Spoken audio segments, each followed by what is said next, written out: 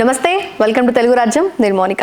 So 7 జిల్లాలు complete చేసాం, 8వ జిల్లాలోకి వచ్చాం. అదే నెల్లూరు గురించి ఎవరి గెలుపు, ఎవరి ఓటమి, ఎవరి హోరాహోరీ నియోజకవర్గంలో చూద్దాం. నమస్తే శ్రీకాంత్ గారు. సో నెల్లూరులో ఫస్ట్ వచ్చేసింది సర్వేపల్లి కనిపిస్తోంది. సో సర్వేపల్లిలో వైసీపీ ఎడ్జ్ కనిపిస్తుంది. కాకాని గోవర్ధన్ రెడ్డి గారు మరొకమారు విజయం సాధిస్తున్నారు. పొట్టి శ్రీరాములు నెల్లూరు జిల్లా. సోమిరెడ్డి చంద్రమోహన్ రెడ్డి గారు తెదేపా అభ్యర్థి.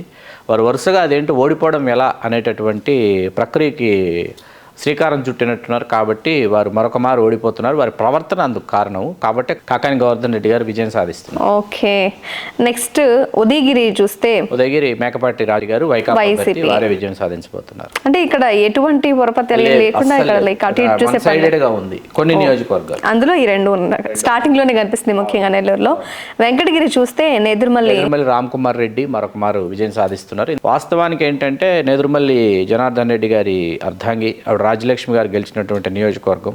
తర్వాత రామ్ కుమార్ రెడ్డి అప్పటి నుంచో క్రియాశీలక రాజకీయాల పూర్తి స్థాయిలో వారు ప్రవేశించి తన పాత్ర ప్రాధాన్యాన్ని పెంచుకోవాలనుకునేటటువంటి ప్రక్రియ ఈ ఎన్నికతో ప్రారంభమైందని అనుకోవాలి. అక్కడ కురుగొండ లక్ష్మీప్రియ, మన కురుగొండ రామకృష్ణ గారి కుమార్తె, కమ్మ సామాజిక వర్గం, తెలుగుదేశం.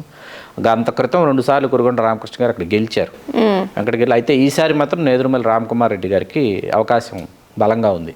అయితే నెక్స్ట్ కావలి ఉంది సార్. కావలి కూడా వైసీపీ వైపే చూపిస్తుంది. రామరెడ్డి మరొకమారు అంటే కావ్య కృష్ణారెడ్డి గారు గట్టి పోటీ ఇస్తారు, సందేహం లేదు. అయితే వైకాపాకే ఇక్కడ రామరెడ్డి ప్రతాప్ కుమార్ రెడ్డి గారికే అవకాశం కనిపిస్తుంది. హ్యాట్రిక్ సాధిస్తారని మనకి నివేదిక అందుతుంది. గట్టి పోటీ కావ్య కృష్ణారెడ్డి గారు గట్టి పోటీ ఇస్తారు, సందేహం లేదు. తెలుగుదేశం పార్టీ అభ్యర్థి, కానీ మామూలు పోటీ ఇవ్వరు. అయితే చివరికి వచ్చేటప్పటికి రామరెడ్డి ప్రతాప్ కుమార్ రెడ్డి గారు ఇక్కడ విజయం సాధించబోతున్నారు. ఓకే, అంటే ఇక్కడ వరుసగా వైసీపీ చూస్తే ఇక్కడ గూడూరు వైపు వస్తే మాత్రం కొంచెం ఫైట్ కనిపిస్తుందా? అందులో వెలగపల్లి గారు, అలాగే వరప్రసాదరావు గారు, సునీల్ పాసం సునీల్ కుమార్ గారు ఇక్కడ తెలుగుదేశం పార్టీ గెలవబోతారు. ఓకే, గూడూరు ఎస్సీకి వచ్చేట. అవునా? అంటే ఫైట్ కూడా ఏం కాదంటారు. పాసం సునీల్ కుమార్ గారు గెలుస్తున్నారు. సుల్లూరుపేట ఎస్సీ చూద్దాం సార్. అభ్యర్థిని మార్చమని సూళ్లూరుపేట చాలా హడావిడి చేశారు. మొదట ఒక అభ్యర్థిని తీసుకొచ్చారు, ఒక ఐఏఎస్ రిటైర్డ్ని అక్కడ తీసుకొచ్చారు సంజయ్ గారి కంటే ముందు.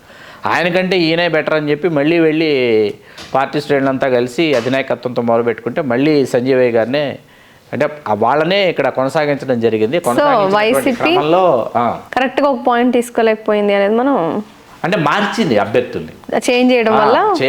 మార్పు అనేది ఏమవుతుందంటే ఎప్పుడైతే మిమ్మల్ని అభ్యర్థిగా ప్రకటించి మళ్ళీ మిమ్మల్ని మార్చేటప్పటికి మీకు ఒక వర్గం ఉంటుంది, మీరు ఆశలు పెట్టుకుని ఉంటారు, మీ వర్గం సపోర్ట్ చేయకపోయేటప్పటికి ఇక్కడ అందుకని గూడూరు ఎస్సీ సుళ్ళూరుపేట ఎస్సీ రెండు ఏంటంటే తెలుగుదేశం పార్టీ ఎడ్జ్లోకి వచ్చింది. ఓకే, అది పాసం సునీల్ కుమార్ గారు గూడూరు ఎస్సీలో గెలవబోతున్నారు తెలుగుదేశం పార్టీ అభ్యర్థి. సుళ్ళూరుపేట ఎస్సీలో వారు గెలవబోతున్నారు తెలుగుదేశం పార్టీ అభ్యర్థి. హోరాహోరీ పోరు ఉంటుంది. అంటే వాస్తవానికి highest SC and ST both constituencies ఏవైతే ఉన్నాయో వాటిలో వైకాపా ప్రభంజనమే ప్రస్తుతానికైతే కొనసాగుతుంది. కొన్ని చోట్ల ఇందాక కొండెపెస్సి డాక్టర్ బాలవీరాంజనేయ స్వామి గారు, అట్లా కొన్ని స్థానాలు ఏంటంటే తెలుగుదేశానికి అనుకూలంగా ఉంది. అనుకూలంగా ఉన్నటువంటి స్థానాల్లో గూడూరు, సుళ్ళూరుపేట ఎస్సీ రిజర్వ్, ఈ 2 స్థానాలు ఉన్నాయి.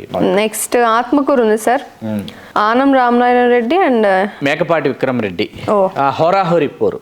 ఆనం రామనారాయణ రెడ్డి గారు తక్కువ తినలా, మేకపాటి విక్రమ్ రెడ్డి గారు తక్కువ తినలా. రెండు బలమైనటువంటి ఆర్థిక, రాజకీయ, సామాజిక, సాంస్కృతిక నేపథ్యాలు ఉన్నటువంటి నెల్లూరు జిల్లాని గత 2 దశాబ్దాలుగా రాజకీయంగా తమ హస్తగతం చేసుకున్నటువంటి, ఒక విధంగా రాజకీయ పరిస్థితుల్ని అష్టదిగ్బంధనం చేసినటువంటి 2 కుటుంబాలు ఇవి. 2 కుటుంబాల నడుమ జరుగుతున్నటువంటి ఒక సంకుల సమరం వచ్చినా కూడా ఇది చాలా ఆసక్తికరమైన పోరు. అప్పుడు ఆనవ రామనారాయణ రెడ్డి గారు వైకాపాలో గెలిచి వైకాపాలో నుంచి తెలుగుదేశంలోకి వెళ్ళిపోయారు. వెళ్ళిపోయినటువంటి నేపథ్యంలో తీసుకొచ్చి వారిని ఆత్మకూరులో ప్రవేశపెట్టారు. పెట్టేటప్పటికి ఏంటంటే రసవత్తరమైన పోరు, అంటే చివరి వరకు మనకు ఫలితం చాలా ఆసక్తికరంగా ఉంటుంది. రాష్ట్ర రాజకీయాల్లో రాజకీయ విశ్లేషకులు ఆసక్తిగా ఎదురు చూస్తున్నటువంటి ఫలితం ఇక్కడ ఆత్మకూరు కూడా ఎటువంటి ఫలితం వస్తుంది, వైకాపానా తెలుగుదేశం, ఈ ఫలితం కూడా మనం చివరి వరకు చెప్పలేము మౌనిక. అయితే కోవూరు ఉంది సార్. నల్లపరెడ్డి ప్రసన్న కుమార్ రెడ్డి గారు వైకాపా అభ్యర్థి. హోరాహోరీ పోరు ఇక్కడ కూడా టఫ్ ఫైట్. కాకపోతే నల్లపరెడ్డి ప్రసన్న కుమార్ రెడ్డి గారికి ఎడ్జ్ ఉంది వరుసగా. ఎందుకంటే అంత క్రితం నల్లపరెడ్డి ప్రసన్న కుమార్ రెడ్డి గారు వరుసగా ఓడిపోయినటువంటి నేపథ్యంలో నుంచి వరుసగా గెలుస్తున్నటువంటి ఒక నేపథ్యంలోకి వచ్చారు. ఖచ్చితంగా ఎడ్జ్ అయితే వైకాపాకు ఉంది, వైసీపీ వైపు ఉంది. హోరాహోరీ పోరే ఈసారి తప్పదు. కాకపోతే వైసీపీకి ఎడ్జ్ ఉంది. నెల్లూరు సిటీ వచ్చేసరికి గారు ముస్లిం మైనారిటీ అభ్యర్థి అక్కడ టీడీపీ.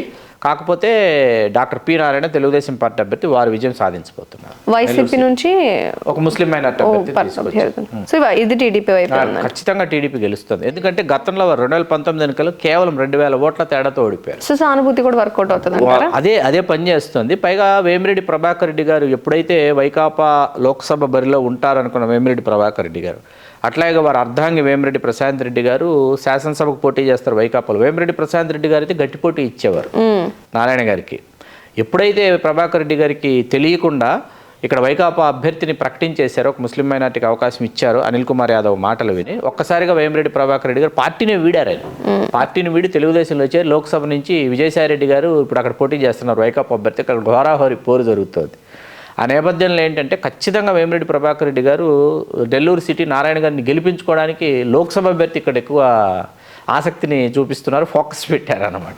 అటువంటి ఒక నేపథ్యం. మీకు అనిల్ కుమార్ యాదవ్ని ఇక్కడి నుంచి పంపించేయడం, అనిల్ కుమార్ యాదవే పోటీలో ఉండుంటే ఒక 25,000 ఓట్ల తేడాతో నారాయణ గారు గెలుస్తారనేటటువంటి నివేదిక ఉంది వైకాపా దగ్గర. నారాయణ గారు అంత సానుభూతిని తెచ్చుకున్నారు, కూడగట్టుకున్నారు. అటు నారాయణ గారు గెలుస్తున్నారు అక్కడ. ఓకే, ఇక నెల్లూరు రూరల్ కోటమిరెడ్డి శ్రీధర్ రెడ్డి గారు వైకాపాలో ఆయన మంత్రి పదవిని ఆశించారు, భంగపడిన తర్వాత ఆయన ఎంతగా విలవిల ఏడ్చారో మనం మీడియా సాక్షిగా మనమే చూసాం.